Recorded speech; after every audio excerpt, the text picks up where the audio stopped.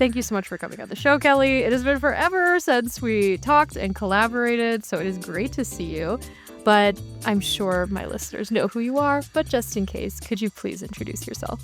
Yes, I'm Kelley Stevens. I'm a licensed marriage and family therapist in private practice, and I also run a company called Private Practice Pro. We teach therapists how to build private practices, which is really just the joy of my day-to-day life. It's really fun. Yeah. So, yes, of course. And definitely follow Kelley on Instagram. She has a YouTube channel. We'll hopefully be doing some more collaborations with YouTube. But right before we hit record, we we're kind of talking about like what is something that you're seeing a lot of out there, a different instruction or recommendation around private practice building. And we were also talking about that there are a lot more business coaches for therapists out there. And that, is an interesting thing. And I noticed that too, because I was off Instagram for a long time. I came back on, I was like, who are all these people? So part of that was me. It was like, I just was chronically offline for a while.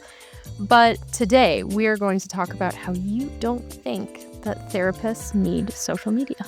Hey there, I'm Kristie Plantica, and I'm the founder of Place Digital, a boutique marketing agency for therapists. This is Practice Marketing Insider. Each week, I examine one piece of outdated or overblown marketing advice for therapists and explain why it's inaccurate and what you should be doing instead. Yeah, I don't. I mean, you could give it like a big caveat in that I'm not saying you shouldn't have it, okay? I think social media is an incredible tool. And in my work with therapists and with therapists who are on Instagram and all of it, I think of these tools as like floating above our head, okay? And at any given time in a therapy session, we might pull down a tool and use it. And I think of the same in marketing, but I think that as people, we have to think about which marketing tools really match our own skill sets and our personalities and our preferences. And a really scary thing that I see happen on Instagram, and I would be really curious to know if you see this too, is I see a lot more social media coaching related to promoting your private practice. And which is great, like it's great to go on social media. I would be lying to say that it hasn't completely changed my life. But what I think happens is kind of this all or nothing thinking of, well, if I don't have social media, I'm not going to have a big private practice, or I have to have social media in order to fill my caseload. And I think when therapists start out in business, they're looking for those clear-cut answers. I mean, you just want to be told what to do. I know I do sometimes as a business owner because you're making decisions all the time. So you just kind of want to be told what to do sometimes. And if someone says, hey, you need to be on Instagram and posting, 3 times a week, it's like, all right, yeah, I'll do it if you think it's right. But yeah, if you really don't like it, it's like, should I even be in private practice if I don't like posting on Instagram? I'm sure that a lot of therapists have felt that way. Absolutely. I feel like there's almost been this switch. I think when I first started my private practice in 2015, 16, there were very few therapists online. It was like kind of taboo. And now I feel like there's this other switch where people say like, no, you have to be on social media if you're going to build a successful caseload. And it's neither one. It was funny. I had a therapist in my private practice club recently and was saying like, I've really been struggling to get referrals. I've been full for 5 years and now I'm not full anymore. What do I do? And she didn't have a website.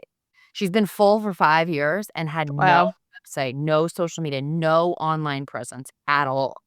Okay. And that's amazing. And obviously the outlier. But I guess like my point is, and I tell people all this all the time, if you are somebody who likes to consume social media, I like to consume social media. I like Instagram. I like YouTube. I like Facebook. I like it all. I'm going to be honest. I find it interesting. It doesn't, generally not always, but I don't feel usually like upset by watching too much, whatever. Not that I'm watching hours and hours and hours, but Yep. I like it. And because I like it, I consume a lot of it and I have a sense of what works and what doesn't. And I'm thinking of a couple of very specific individuals like that I work with who come in and say, I don't use any social media in my personal life. I hate it. Like I don't consume it. It's not something I enjoy. And so then I'm like, well, using that as your tool or your vehicle to get people to know you exist is probably not going to work because you're not going to notice what's good content. You have people that you work with who come to you and say, I think I should be on Instagram, what have you, but they don't use social media at all. They don't like it in their personal lives. And then all of a sudden they feel this dilemma where they should be on it. But you've been successful because you are a consumer of social media. You like social media. You enjoy it. You know what's on trends. So you can participate more in the online space. But it doesn't sound like that's true for all therapists. I don't think it is, and I think you pick the tools that work for you. So if you're somebody who's great at relationship building and who is great at networking with doctors, with lawyers, with other therapists in your community, then great, utilize that tool. Because what I tell people a lot of times is like, as professionals, we only have a certain amount of hours in a week to promote yourself. Let's say you have 3 hours a week. If you tell me I could either go have lunch with another therapist, bring lunch to a doctor's office, and send a couple of emails to colleagues during those 3 hours. Or I could make 3 Instagram posts because I don't know how to make Instagram and it's going to take me forever. And I'm going to tell you to go and utilize your time wisely. And so it's not so much that I think that Instagram isn't a good tool. I think it's an incredible tool. But I think you have to think about your skill set, how much you're willing to learn, and what you need to do in order to make the most of your time, if that makes sense. Yeah, I mean, therapists don't have endless time for marketing or marketing budgets, no matter, what stage of private practice you're in. And yeah, it's one of my favorite figures in the marketing space. He actually is one of the very first people in SEO. His name is Rand Fishkin. If anyone is interested in learning about SEO, he technically doesn't do it anymore, but he kind of does. And he is very, very smart. But I remember he was one of the first people that I heard say, if you don't like a platform, you shouldn't do it because Yeah. you're going to burn out on it. And I think, if you're in business, you have to do some kind of marketing. You can't Right. really get out of it. The definition of marketing, could be a little bit different. But yeah, I couldn't agree more. It's like, if you don't like it, you don't like it. And that's not a good use of your time. Because also, probably the content you create is going to be pretty mediocre. Like, it's probably not going to be that good. Absolutely. And I mean, I tell people this too. Like, there are two ways to do social media. There's essentially like the glorified business card way, where you are making some Canva posts and it just exists to exist. If somebody looks you up very directly, they find you, great. Okay, you're not worried about how many followers you have. That's great. That way can work. And then there's the like strategy way, and where you're really learning what works on any given platform and you do it all the way. And I personally don't recommend a hybrid. Maybe I'm like a very black and white extreme mo person, but if you're going to learn how to use a platform, I recommend really learning how to use it. And if you're not, it's okay, but then just let it kind of sit and let it just be a business card for your business. You could disagree, Chris. You could say like, that's bullshit. I'm thinking about it like from an SEO perspective. I agree. When you should choose mastery, your efforts are going to be very much diluted if you try to do everything, especially if you're one person, maybe with a very small marketing team. I think it will be challenging to do all of those well. And especially with social, you need to spend time on those platforms to understand them, right? Because it's like you really can't kind of come in with mediocre Canva psychoeducation. Like, that's just not going to work. My only, the SEO, AIO perspective, being on more platforms does kind of help Google get a sense of who you are. Like those additional signals across platforms, that does help paint a picture. But then that's also, I guess, if you're only worried about getting recommended by AI, like maybe you just aren't really, you're like, that's okay. I'm not going to go down that path. Like I choose not to. But let's say we go with that like glorified business card method. Let's say somebody comes to you and says, I have a LinkedIn under my name, I have an Instagram, I have a TikTok, and I have a Facebook, and I have some posts on each one. Let's say they posted once a month on those things. Would that help them? I think probably enough if I were advising someone purely from an SEO, AIO perspective. I'd say, yeah, people can find your profiles, you're on there, you're posting semi-regularly. And I don't think there's a direct correlation between frequency of posting and that. Like, this is all very kind of convoluted. Yes. It's tough. And right, like these AI platforms, they don't tell us how to like rank in them. And also you can't really rank at them because they're changing their answers for the exact same query within a Right. day. Right. right? So like there's no consistency. Even in AI overviews, those get switched out just rotationally. Like that's just how they are. You can't show up there consistently because that's not how they work.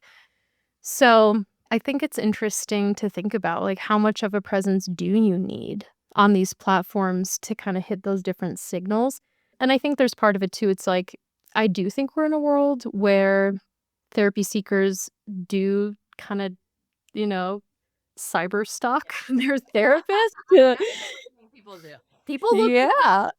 but it doesn't mean you have to be full, like at 10,000 followers in order for them to look you up. Like you could have a Yeah. few videos on a platform, and I'm not talking 6. I'm saying like maybe 20, and you're not a avid daily user, but a person could get a sense of you, you know? Yeah. And I think for some therapy seekers, they might not want a therapist that's on social media. Maybe if they're like a little bit older, or maybe they're like, I don't want that vibe for my therapist. If that's your thing, it will bring in the right clients. So then if you don't like it, it's like, do I want to be found, I guess, like on Instagram? I don't know. But maybe your thing is like help people with social media dependency. I don't know. There are so many different Well, approaches to if this. your thing is to help people with social media dependency, I would argue that you should have Yeah, you social. should like probably definitely be on Absolutely. social media. And The I irony. can be quite amazing. I mean, like, I certainly have people who I work with who were, like, really making sure that they are optimizing their social media, that they do love it, and they do get clients very actively from it. I found my therapist on social media, but I do think that the flip side of what I see is people who feel like they're posting semi-consistently. Maybe they're posting 3 or 4 times a week, and they're not really growing. They have around 1,000 followers, and they're wondering why their caseload is empty. And they posted for 5 or 6 months. And that's the part where I'm like, oh, this is the part we don't talk about, where like we see therapist influencers who go from 0 to 10K in a year, and they're growing really fast because they've really learned what works on a platform. But the majority of what I see is not that.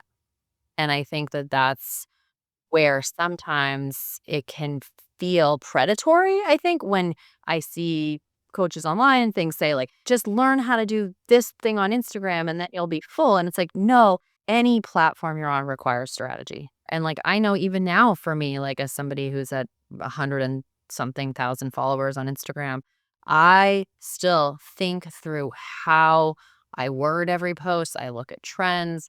I learn what works on the platform. And even like you and I were just talking about YouTube. And so like, and I was just saying, like, I've been at this thing for a while now. I've got, I don't know, 12,000 subscribers or something on YouTube.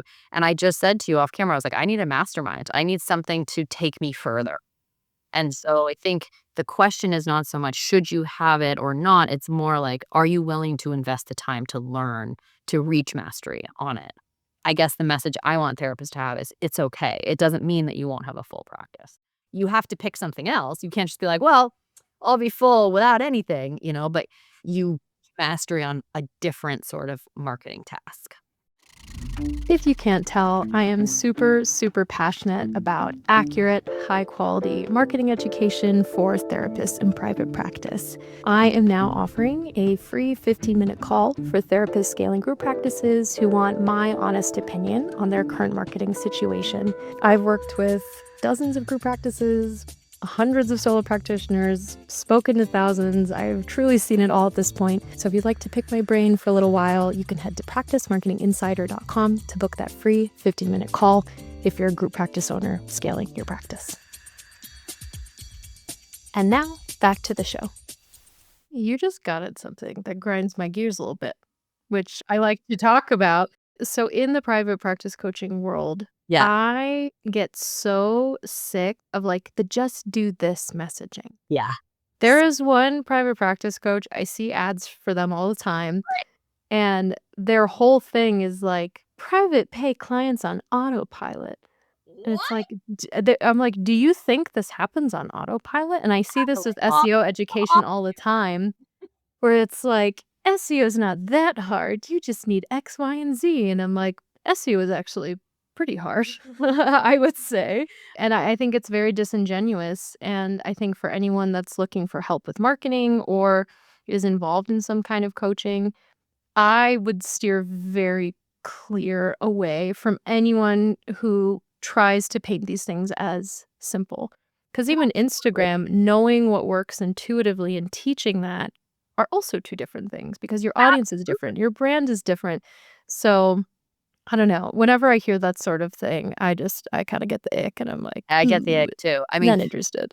there's so much individual nuance to all of this, and one thing we did in the last couple of years in my business is we implemented like, we have weekly calls with people in our programs. I have one woman who is in private practice club who's in her 60s. She works with elderly adults and caregivers, and she does in-home therapy with them. And then I have another therapist in my programs who is in Pasadena, who works with LGBT individuals, millennials, people who work in tech a lot in Pasadena. Like, they work in such different populations. And I think about if they were just walking through one of my courses or something, and I was giving those two people the exact same advice, it wouldn't work. What they needed was very different strategies. And I think as we go into a more complicated marketing world in 2026, we have AI, we have these big platforms, obviously we have got all the things happening. What I have found has been really key to helping the people that I work with is more one-on-one, is more group time, is more conversation around what works. And that's harder. It's harder for us as a business to make sure we have space and time. And at the same time, I see this rise in like influencer, therapist, business coach, which obviously I've been the wave of that. But I agree with you. I think I see people saying like, just do this thing and you'll be great. And I'm like, no, no, no. Like, the thing that that person did might not work for you. And you got to think really critically about what your skill set is. One thing I think about all the time with social media is that this is a people first medium, Yeah. right? I think the only time I've really seen a company do well in terms of humanizing their social media presence is like the Duolingo owl. Like, you know what I mean? Like, that owl is of Duolingo. And then people know that and they know to interact with that owl, whatever. But I think when you're trying to kind of ship something out and get an easy answer or pay someone to do everything for you, that is almost a guaranteed way to not be successful on social media. And I think I see that with group practices who we work with at Place Digital. They ask me, do I need social media? And I always say people respond to people, people don't respond to companies. So if you're gonna show up on like as we're a group practice, like no Right. one is gonna respond to that really. Like be present if you'd like to, but unless if you're gonna have the founder out there putting out content or like staff consistently coming on putting out content, I don't think it's worth a group practice even investing in social media. So I think solo practitioners have a significant advantage actually on social media because they can only lead with their person unless if they're kind of like paying their VA, to create the Canva graphics that we talked about. I see solo practice owners make this mistake all the time. I like literally in the last week where they're one person and they'll call themselves Luna Counseling or something. And then they have their logo, they have Luna Counseling as their Instagram bio. And I'm like, you have just undersold on social media the number one asset you have, which is you. You have hidden that behind a logo and a handle. And I've had it where people like can't even find them because they're searching their name and they've put their company as their thing. And I agree with you. But this is a very common mistake therapists make that we all make. You know, I'm sure maybe I did this back in the day. You know, Yeah, and I understand wanting to if you don't like being the face of something. I totally understand, but I do think it's worth, reflecting a little bit. Do I really not want to be seen or do I feel like I shouldn't? I recorded a really, really great episode on this with Michael Fulweiler about kind of the complications of being an influencer as a therapist. But yeah, I think just asking yourself, are you actually afraid of the visibility or do you just really, really not want to do it? I think that's something to think about too. absolutely. And one question I get from people is like, I'm an introvert. What's the best way for me to market my practice? And sometimes I tell them social media, which is opposite than what you would think. Because I think the opposite of online digital marketing is in-person marketing. And if you get emotionally drained from being in person with people, marketing yourself, social media in many ways is you're engaging with people, but it's also there's a step back to it. And so there are scenarios in which I would say social media is an incredible tool for people who don't always want to be as visible, as long as you're able to overcome some of those fears of visibility in front of the camera. Because that's different than visibility in front of a group of doctors, for example. That is such a good point, and I have not thought about that. It's a really good point as an introvert. So, something that stuck out to me about what you were saying about this kind of point where people get stuck when they're starting these platforms, are there times, signs that therapists who are really investing and they're giving it their all and they want to be there, but something is not clicking? What do you recommend to people at that stage where they want it? It's not a matter of they don't want to, it's just what they're doing isn't quite landing. I would say a few of the biggest mistakes that I notice are one, and I think I said this earlier, is not learning what the platforms want. I've made this mistake before too, where I'm like, I made a 3-minute video for Instagram. Why didn't get any views? Or I didn't use any trending audio, or I didn't. If you don't know how to feed the beast, for a lack of a better expression, and every platform is different, unfortunately. As somebody who's on multiple, I'm like, oh my God, I got to make different videos for LinkedIn than Are you on TikTok too? I friggin' hate TikTok. TikTok hates me. I hate the TikTok. Like, I'm on it. I don't even know why I'm on it. Like, they hate it. But it's a good example. I'm somebody who hasn't taken the time to learn what works on TikTok because I don't want to. And so I have 130,000 followers on Instagram, about, I don't know exactly, and like 12,000 on TikTok. And I just repost my Instagram videos. And I know that that's not going to work because I haven't made them for TikTok. Do you know what I'm saying? Yep. But that's okay. That's what I have a capacity for. The same thing goes when I see therapists say, I've been really working hard to post on Instagram. I've been posting so much. And then I look at their videos and I'm like, these are not made for Instagram. And that's okay. But like, that's part of the reason. I think the second reason that I see people not growing is their content is focused on them and not on the people. I always think to myself, like my phrase that I say is like, what does she need to hear? So I don't know why I made my person a woman. It could be anyone. Most therapists are, so Well, that kind of makes sense to me if we want to represent the broad majority. Totally. Like, what does your person need to hear? And so you're giving them a message they need to hear. You're giving it in a format that the platform wants. And then you're doing it consistently every single day. And I know there are people that are like, you don't have to post every day. And the more you post, the better you get at it. The more you post, the more eyeballs. And it takes time. Like if you look back at the beginning of my videos and they're terrible. They're horrible. Like if you were to scroll all the way back, which I'm not done, they're like very, very bad. And there is a learning curve. It's not like just don't do it because you're not doing well, but it's take the time, take courses, learn, like get mentorship. Experiment. Like I get videos, like even now with some of my coaching clients, I was texting one of them today. I'm like, this is working for me. Have you tried this? And she's like, I tried it. It didn't work. And I'm like, okay, great. Let's try a different one tomorrow. You got to keep going, essentially. Yeah, I saw something like that online. It's from someone I follow on LinkedIn. And one of the reasons that he posts regularly is just because he says, I get data every time. Even if it doesn't land, I have learned something that will help me do better in the future. And yeah, worst case scenario, it's like it didn't land. It was a little stupid. And then no one sees it anyways. Totally. 'Cause I have videos like Instagram didn't like it either. 100%. And sometimes I post videos and I know they're not going to do super great. I've done this recently. I've posted a lot more. I've challenged myself in the last month to post a lot more talking videos with no point other than to share knowledge. So they're not really well optimized. They're not, but I know that they're helpful to like my OG followers that like will watch anything that I put out there. Are they the most trendy and am I dancing? No, but like and I have even shared in my story, like, watch these. I know it's 3 minutes, but like this is like getting a nugget, you know? Not every video needs to go viral in order to be valuable to the people that follow you. But anyway, I could rant on this for a real long time. I know. There's so many directions to go with this, but I like that therapists don't have to feel pressured to follow a formulaic way to building a group practice, to building a solo practice. Yeah.